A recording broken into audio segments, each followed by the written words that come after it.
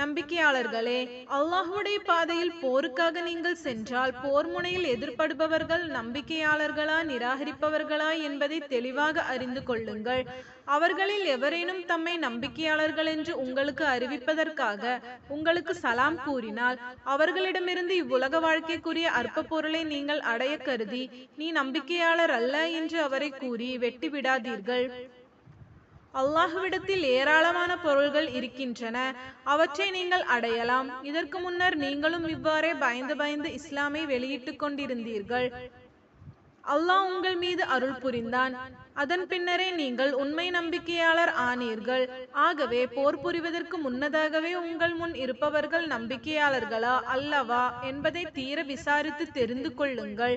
நிச்சயமாக அல்லாஹ் நீங்கள் செய்பவற்றை நன்கறிந்தவனாக இருக்கின்றான்.